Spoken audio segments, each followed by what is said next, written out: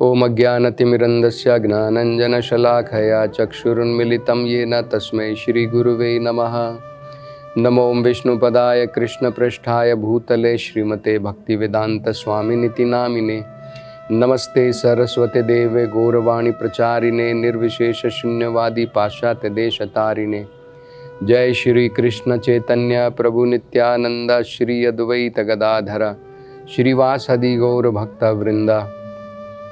हरे कृष्णा कृष्ण कृष्ण हरे हरे, हरे राम राम राम हरे हरे, हरे कृष्ण। तो पिछली कथा में हम चर्चा कर रहे थे कि पृथु महाराज के वानप्रस्थ जीवन से हमें क्या सीखना है। तो सबसे महत्वपूर्ण ये है कि मनुष्य जीवन तपस्या के लिए बना है, लेकिन समय अलग अलग होता है।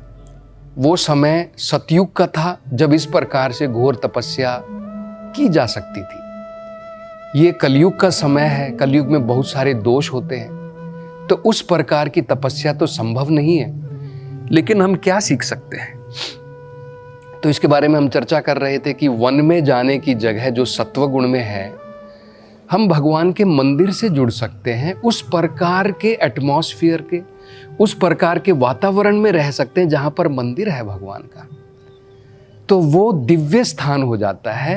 वो वनों से भी उच्च है।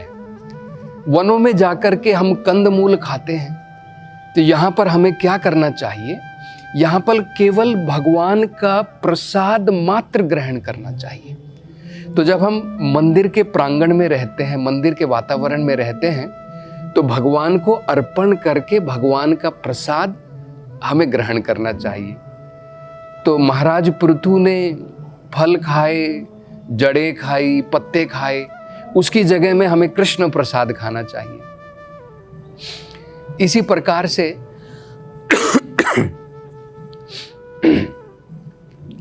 पृथु महाराज ने अपना जीवन जो है इस प्रकार से बिताया। उन्होंने ये सब क्यों किया? उन्होंने ये सब भगवान की संतुष्टि के लिए किया।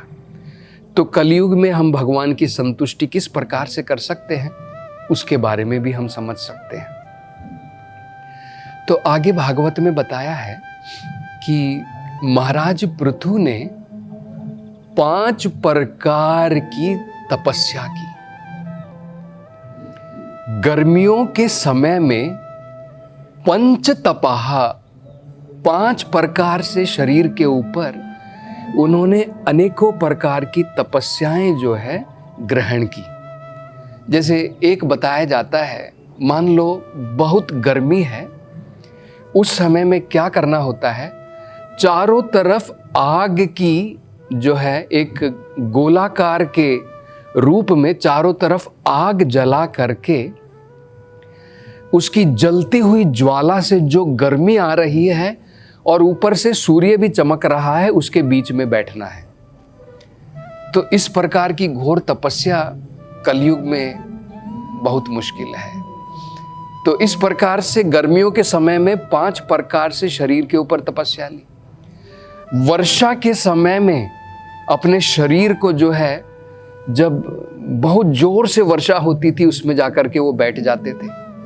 सर्दियों के समय में जब तापमान इतना कम होता था, ठंडे पानी में जो है गले तक ठंडे पानी में जो है वो खड़े रहते थे।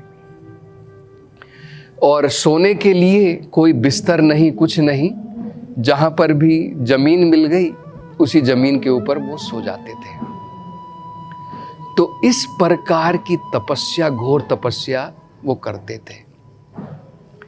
तो वेदों में बताया है कि कलयुग में भगवान की भक्ति में जो लोग भाग नहीं ले सकते हैं, जो ज्ञानी और योगी होते हैं, उनको हो सकता है कि इस प्रकार की तपस्या करनी पड़े अपने मन को शुद्ध करने के लिए।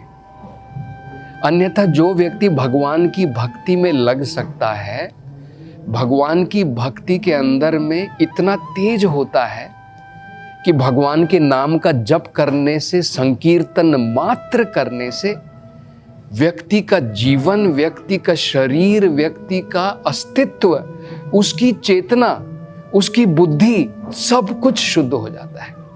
चैतन्य महाप्रभु स्वयं कहते हैं, चेतो दर्पणम मार्जनम। भगवान के नाम का जप इतना ताकतवर है, हमारा हृदय शुद्ध हो जाएगा, क्योंकि भगवान का नाम और भगवान में कोई अंतर नहीं है। अगर भगवान के आप टच में हैं तो मतलब कि आप पवित्र हो जाएंगे। अगर आप भगवान के नाम के टच में हैं तब भी आप पवित्र हो जाएंगे, क्योंकि भगवान और भगवान के नाम में कोई अंतर नहीं है। तो कलयुग में ये बड़ा महत्वपूर्ण है। देखिए, इस प्रकार की तपस्या, पहले ये समझना है कि तपस्या क्यों की जाती है। क्या शरीर को यातना देने के लिए तपस्या की जाती है? ऐसा नहीं है। माइंड को, इंद्रियों को कंट्रोल करने के लिए और भगवान की संतुष्टि के लिए। अपने जीवन के अंदर में जो अनेकों प्रकार के अनर्थ आ गए हैं, उनसे शुद्धिकरण के लिए तपस्या की जाती है। तो बहुत सुंदर श्लोक है जिसमें बताया गया है महाराज पृथु ने तपस्याएं क्यों की। ये इतनी सारी तपस्या उन्होंने की। सर्दियों के समय में पानी में जाकर के जो है गले तक खड़े हो जाते थे। वर्षा के समय में, घोर वर्षा के समय में अपने शरीर के साथ उधर खड़े रहते थे। गर्मी के समय में 5 प्रकार की जो है अग्नि से घिरने के बाद में अनेकों प्रकार की तपस्याएं करते थे। सोने के लिए केवल जमीन के ऊपर मात्र सोते थे। यही पृथु महाराज पहले राजा थे। किस प्रकार का ऐश्वर्य था, किस प्रकार का भोजन खाते थे, किस प्रकार से राजमहल के ऐश्वर्य को तो हम लोग समझ सकते हैं। अब आप देखते हैं जब समय आया वानप्रस्थ का तो उनका पूरा जीवन बदल गया। अब वो नहीं सोच रहे हैं कि पहले मैं राजगद्दी पर बैठता था, आराम से पलंग के ऊपर सोता था, अब वो धरती के ऊपर सो रहे हैं। तो ये तपस्या उन्होंने क्यों की? ये बहुत सुंदर श्लोक है, उसमें वो कहते हैं, देखिए, तितिक्षुर यता, उन्होंने ये सब तपस्या, तितिक्षा मतलब सहन की शरीर के ऊपर।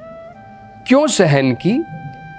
यता मतलब होता है नियंत्रण करने के लिए, कुछ चीजों के ऊपर कंट्रोल करने के लिए, नियंत्रण करने के लिए। वो क्या क्या चीजें हैं? वाक, अपने शब्दों के ऊपर। क्योंकि हमारी जीभ इस प्रकार की है, हम कहीं पर भी बैठ जाएं, हम अनेकों प्रकार से बकबक करते हैं, अनेकों प्रकार की फालतू बातें बोलते हैं। तो ये क्या बताया गया है वेदों में? जो व्यक्ति इस प्रकार से अपने जीभ का प्रयोग करता है वो मेंढक के बराबर है। जो मेंढक बहुत आवाज करता है, और मेंढक के आवाज करने से क्या होता है? सांप उसको डस लेता है, सांप को पता चल जाता है कि भाई यहां पर मेंढक बैठा हुआ है। इसी प्रकार से बताया जाता है, जो व्यक्ति अपनी जीभ का दुरुपयोग इस प्रकार से करता है, भौतिक विषयों के ऊपर मात्र जो अपने वाक का प्रयोग करता है, वो भी काल रूपी सर्प को आमंत्रण दे रहा है। काल को भी सर्प कहा गया है। भाई मेरा समय आ गया है, अब मुझे जाना है, इस प्रकार से है। तो उन्होंने ये तपस्या क्यों की? वाक, अपने शब्दों के ऊपर नियंत्रण लाने के लिए। दूसरा दांता, दांता मतलब है मन और इंद्रियों के ऊपर काबू पाने के लिए। तो तपस्याएं केवल शरीर को यातना देने के लिए नहीं है। तपस्याएं जो की जाती हैं, माइंड और सेंसेस, हमारा मन और हमारी इंद्रियां, उनके ऊपर नियंत्रण पाने के लिए होती है। और क्योंकि ऊर्ध्वा रेतहा, ताकि वो अपने जो रेत, ऊर्ध्वा रेता का मतलब होता है जो हमारा वीर्य होता है।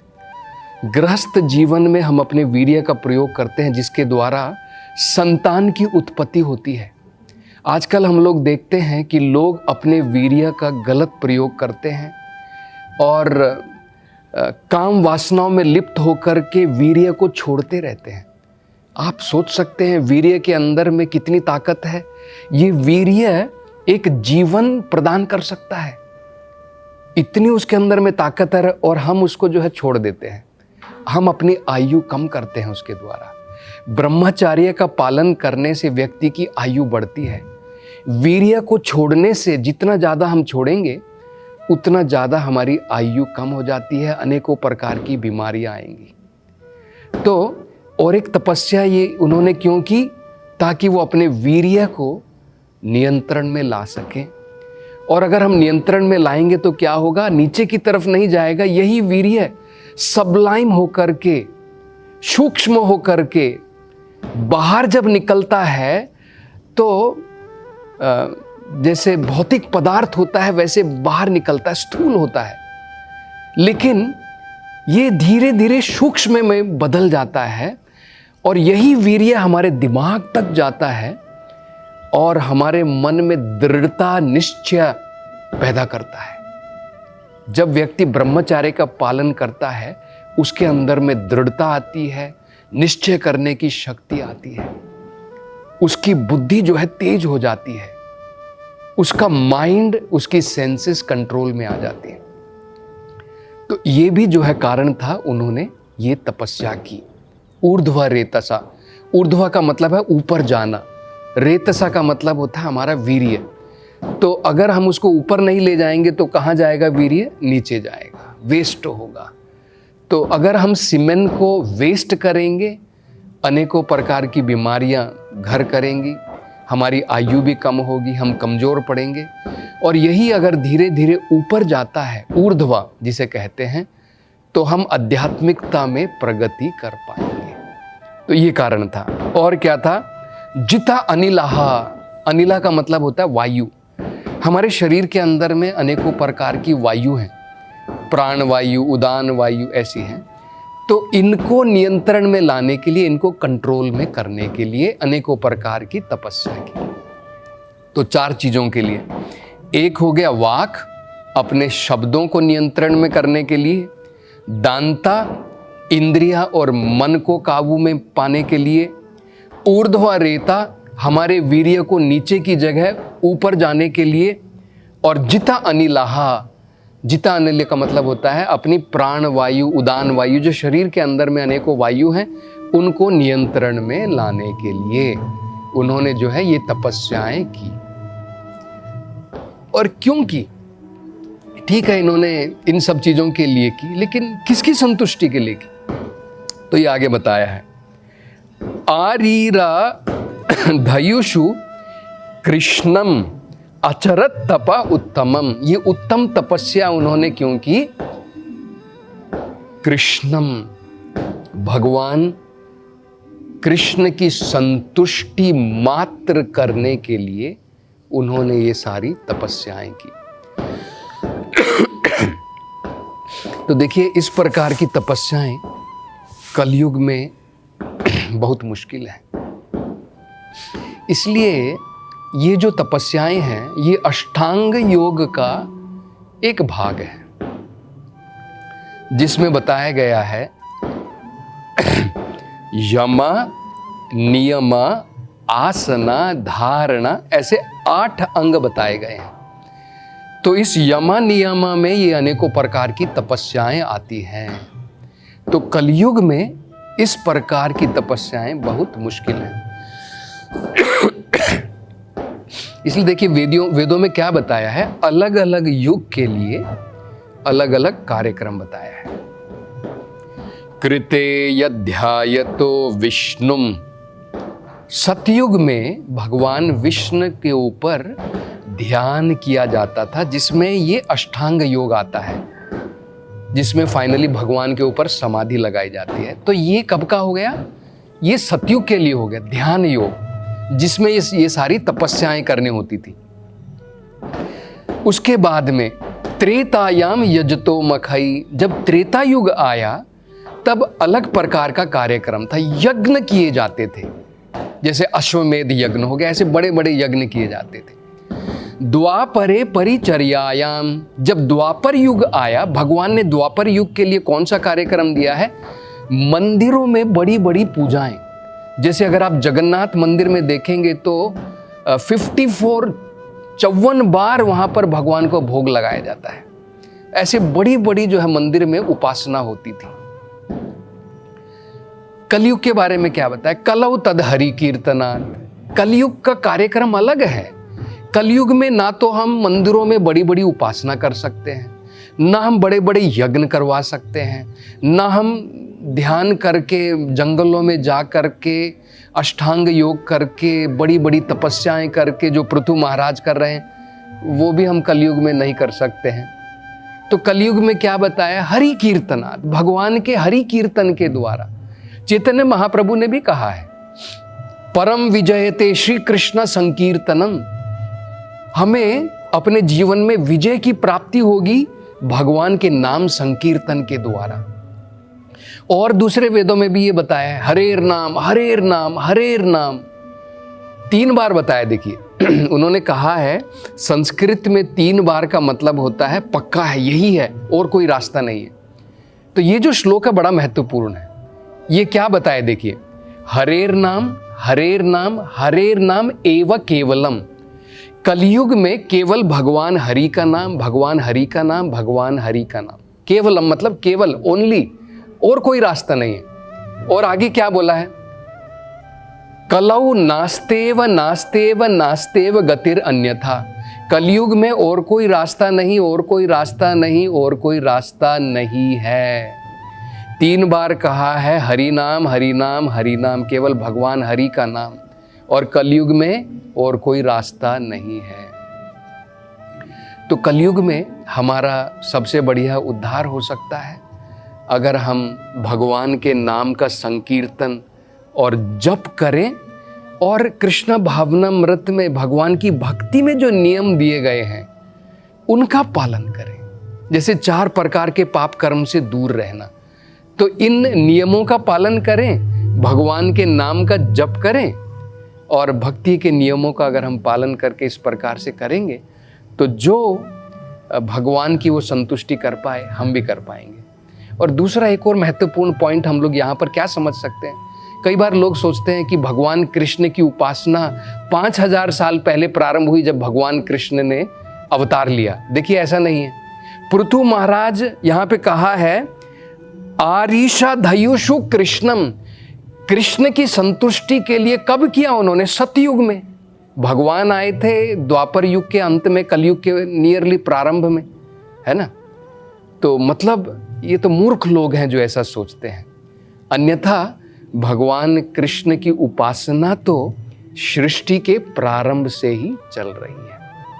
तो और आगे इस विषय के बारे में चर्चा हम अगली कथा में करेंगे। हरे कृष्णा।